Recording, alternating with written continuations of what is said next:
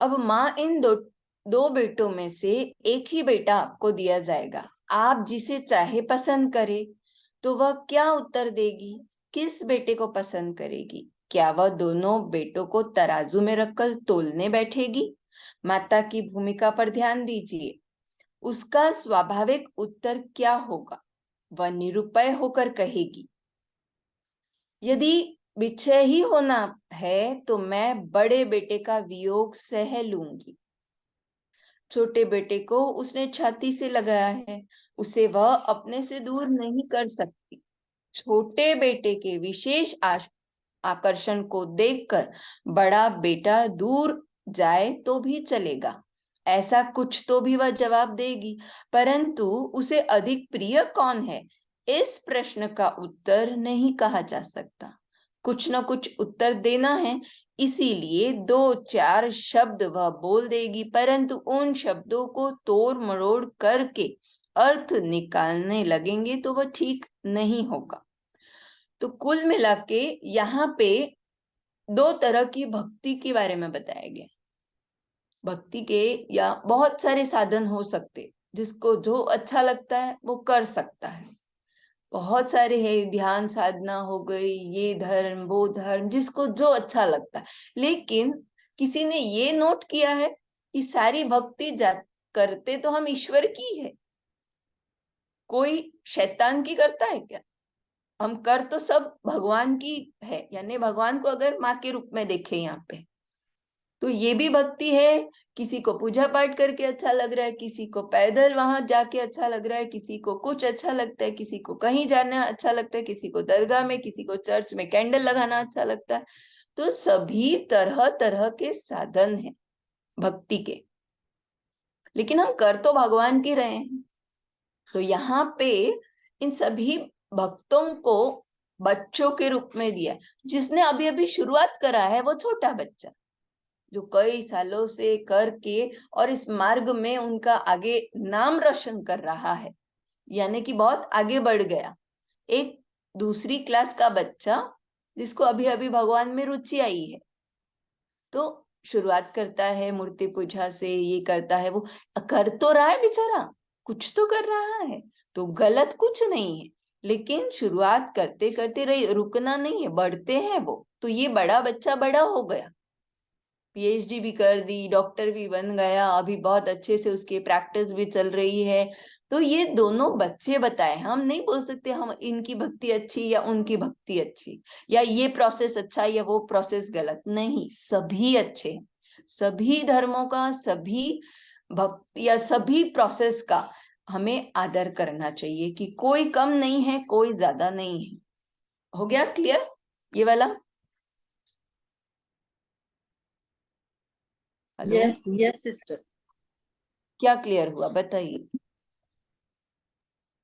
कि हम जो भी मतलब कोई मूर्ति पूजा करता है, होम हवन जैसा भी जो अपनी श्रद्धा के अनुसार जो भी पूजा कर रहे हैं, वो उनकी सबका अपनी आदर समझ करें, की तरह की भक्ति है। बिल्कुल, बहुत बढ़िया। तो इस प्रश्न का उत्तर देते हुए जैसी उस माँ की विचित्र दशा होगी, ठीक वैसी ही स्थिति भगवान के मन की हो गई। अब अर्जुन कहते हैं, भगवान आपके भक्त दो तरह के हैं।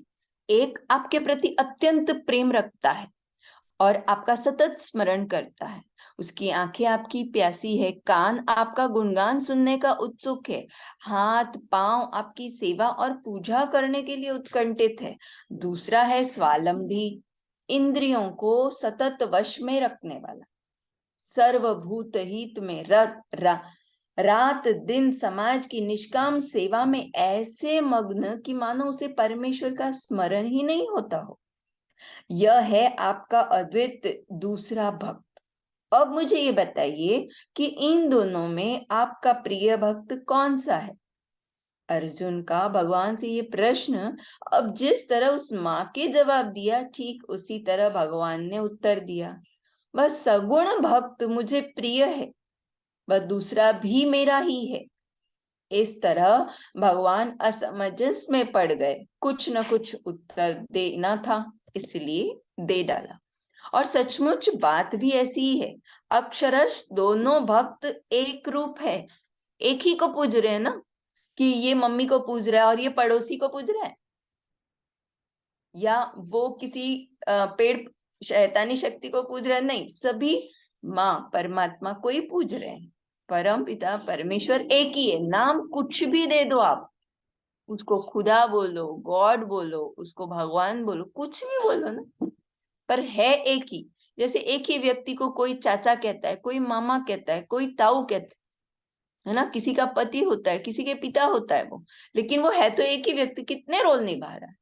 तो परमात्मा एक ही है, सभी धर्मों का, सभी की भक्ति का, ये कम ये ज्यादा, हमारी अच्छी उसकी बुरी, सभी का तहे दिल से आदर करें। और सचमुच बात भी ऐसी है, अक्षर दोनों भक्त एक रूप है, दोनों की योग्यता एक सी है, उनकी तुलना करना मर्यादा का अतिक्रमण करना है। 5वें अध्याय में कर्म के विषय में जैसा प्रश्न अर्जुन ने पूछा था, वैसा ही यहाँ भक्ति के संबंध में पूछा है। 5वें अध्याय में कर्म और विकर्म की सहायता से मनुष्य अकर्म दशा को प्राप्त होता है। 5वें अध्याय में पहले कर्म करते हैं, फिर वे विकर्म होते हैं, और उन दोनों की सहायता से फिर अकर्म की दशा हमें प्राप्त होती। अकर्म की दशा क्या है? अकर्म की दशा क्या है? विकर्म क्या है? चलिए बताइए। वो भी नहीं, चलिए कर्म बताइए। जो हम कर रहे हैं वो कर्म है, और कर्म करते करते अ, अच्छा या वो हो रहा है वो विकर्म हो गया, और दोनों भी निस्वार्थ भाव से कर रहे हैं, वो अकर्म हो जाता है। अभी उसको थोड़ा और अच्छे से समझेंगे। बहुत बढ़िया बताया विद्या जी ने। जैसे कि हमारी बॉडी 3 चीजों से बनी हुई है, हम 3 चीजों से बने हैं, स्थूल शरीर, कारण शरीर। लिखेंगे तो बड़ा अच्छा होगा, देखना सुनने का है ही नहीं, बस पेंसिल तो नीचे रखनी नहीं है, फिर कल पूछेंगे फिर भूल जाएंगे। तो हमारी बॉडी 3 चीजों से बनी हुई है, स्थूल शरीर, कारण शरीर और सूक्ष्म शरीर। ठीक है, इसको लिखेंगे। अब कारण शरीर क्या है? आत्मा। हमने जो पिछले जन्म में जैसा काम किया उसके अनुसार हमें ये जन्म मिला, तो उस कारण से इधर आए, तो वो आत्मा हमारी कारण शरीर। सूक्ष्म शरीर मन चित्त बुद्धि अहंकार, है ना, ये सूक्ष्म शरीर है। और एक है स्थूल शरीर, जो ये दिखाई दे रहा है। अब जो कर्म है वो स्थूल शरीर, उसके नीचे लिखिए, वो करता है कर्म, जो दिखने वाला है, इस बॉडी के लिए किया हुआ, चाहे पैसे कमाने से, किचन में खाना बनाने से, रोटी बनाने से, लोगों के साथ रिश्तेदारी निभाने से, ये सारे हम कर्म करते हैं। ये किसके लिए? स्थूल शरीर के लिए। अब आता है विकर्म, पॉइंट 2, सूक्ष्म शरीर। वह करना जिससे हमारी चित्त आनंदित हो, विकर्म, ये इसका काम है।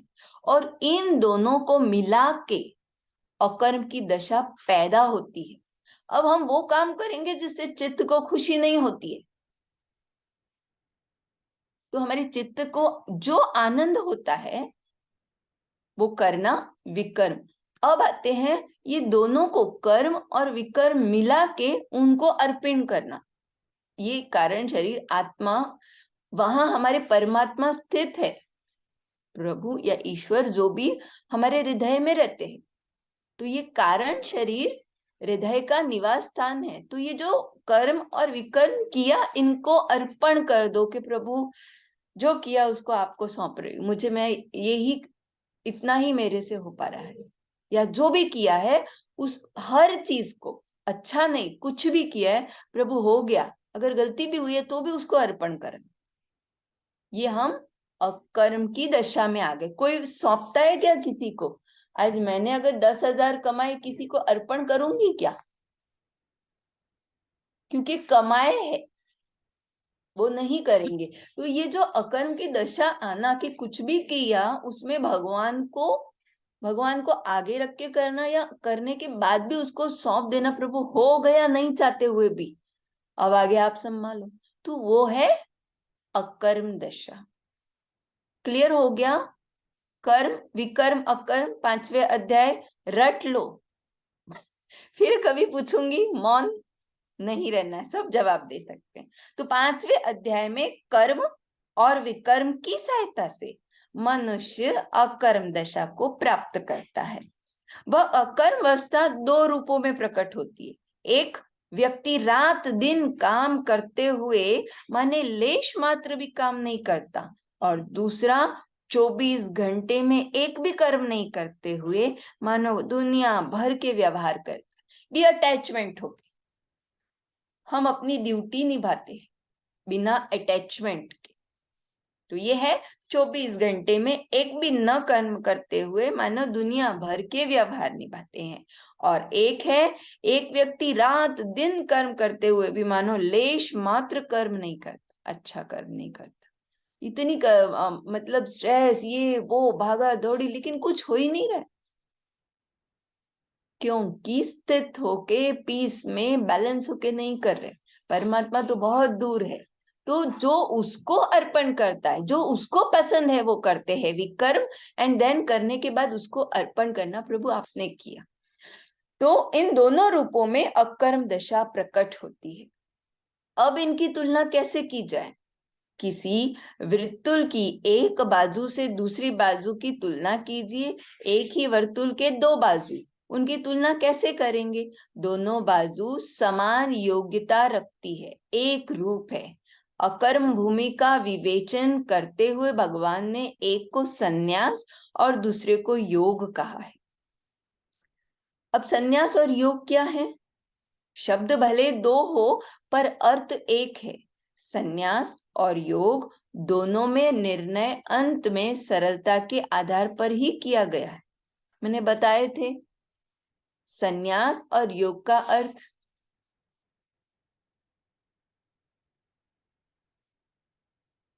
आज ऐसी दशा नहीं होनी चाहिए 12वें अध्याय तक खामोशी। अब तो एकदम रट्टा मारू हो जाना चाहिए था, हमें पूरा भगवत गीता पी लेनी चाहिए थी। बताइए संन्यास और योग का अर्थ। What is the meaning of sannyas and योग according to भगवत गीता?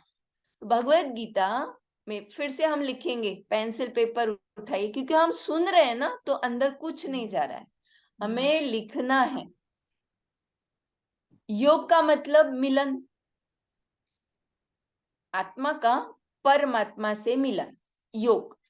और संन्यास का मतलब डिअटैचमेंट, इधर ही रह के सारे कर्म करते हुए भी, लेकिन बिना अटैचमेंट के, बिना मोह के। फॉर एग्जाम्पल, मैं बच्चों का कर रही हूं तो कितना करना चाहिए? खाना पानी एजुकेशन एंड उनकी अच्छे संस्कार देना, finish, my work is over. तो ये कैसे, किसकी तुलना करेंगे? जैसे मेरे आंगन में पौधे पड़े हैं 3 गुलाब के, ठीक है, और मैं उनमें क्या डालूंगी? मैं उनमें खाद डालूंगी, पानी दूंगी और सूरज, धूप दिखाऊंगी। उसके पास ऐसे 24 घंटे नहीं बैठूंगी, अभी तक गुलाब नहीं आया, अभी तक गुलाब नहीं आया, ऐसे कौन करता है? तो दिस इज कि अपनी ड्यूटी करो और भूल जाओ। अगर मैंने उनको पानी नहीं दिया, खाद नहीं दिया, देन आई एम रॉन्ग। लाया घर पे एंड कुछ किया नहीं, उनका ध्यान नहीं रखा। अपना सिर्फ ड्यूटी निभाओ, जो रोल हमको निभाना है वो निभाना है विदाउट अटैचमेंट, दैट इज संन्यास। मोह छोड़ के भक्ति करना इज संन्यास। घर में रह के कर सकते हैं। घर का मोह, पति का, हाय मेरे बच्चे, हाय मेरा, ये तो ये सारी चीजें उसमें आती है मोह में। तो इसका मोह छोड़ के घर में रह के ही भक्ति करना संन्यास। अब योग और संन्यास एक ही है, शब्द भले 2 हो पर अर्थ एक ही है। संन्यास किस लिए ले रहे हैं? क्योंकि खुद को भूल के भक्ति करनी है। खुद को कैसे भूलना है?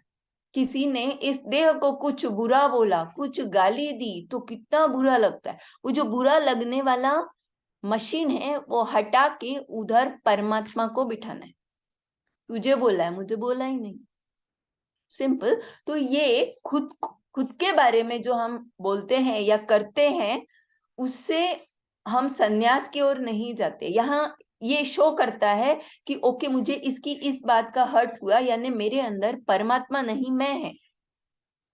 तभी कहते हैं जहां समाये मैं वहां न समाये हरि, और जहां समाये हरि वहां मैं का क्या काम।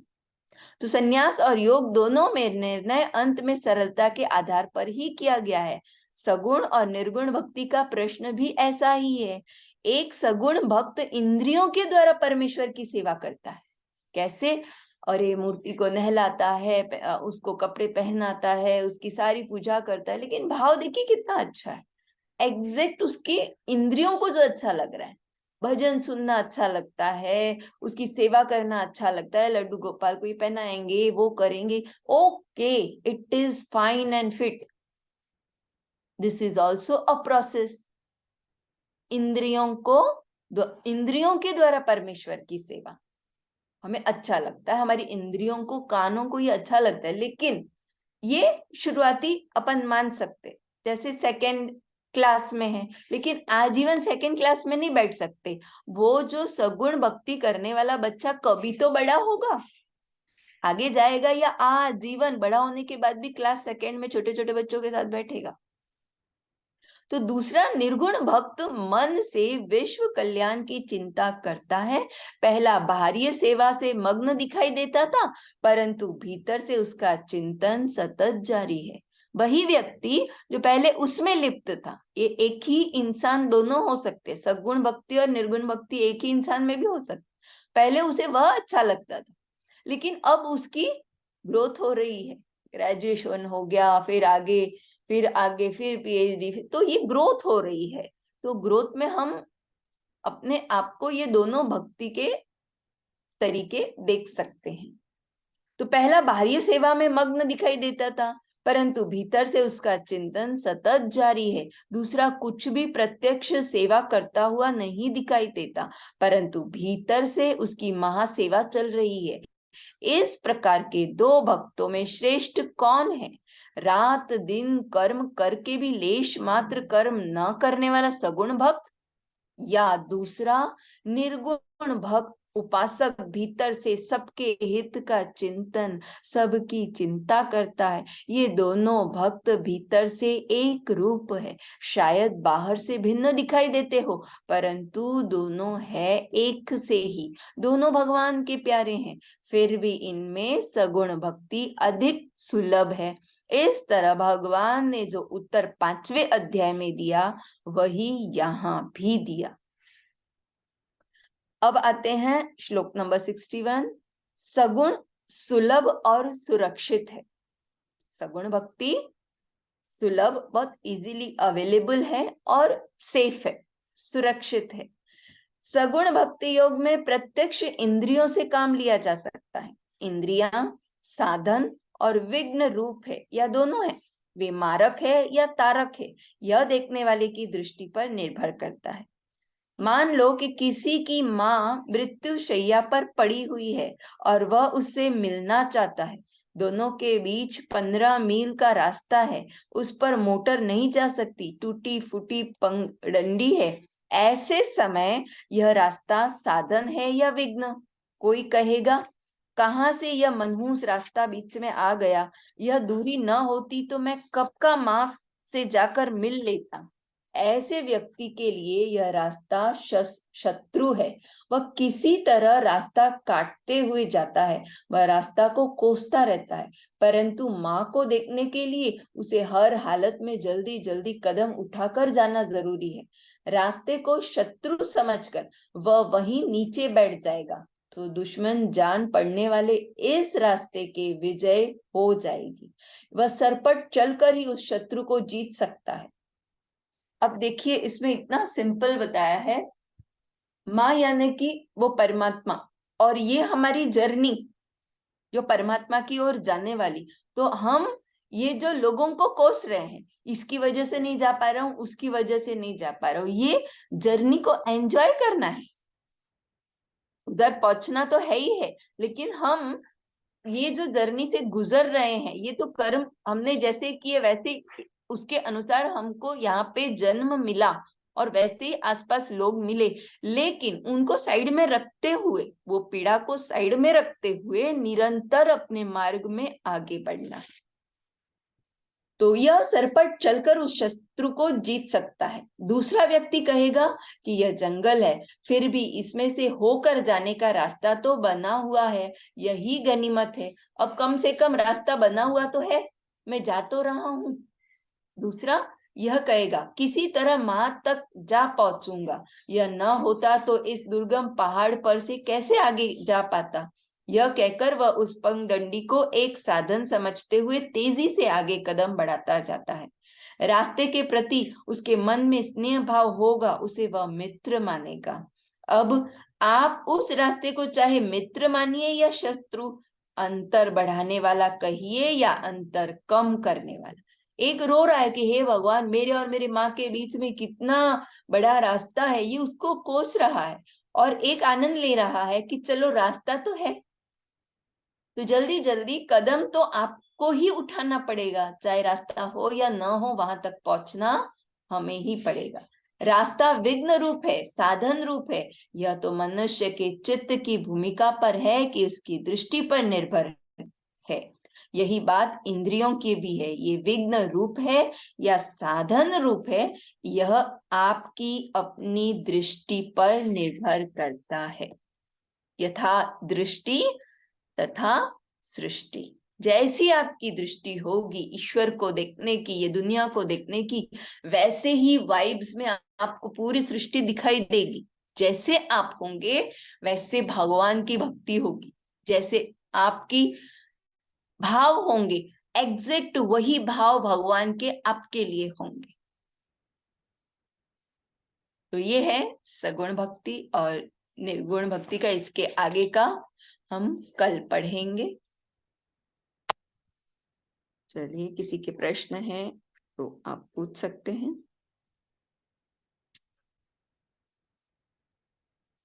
सिस्टर तेजस्विनी जी।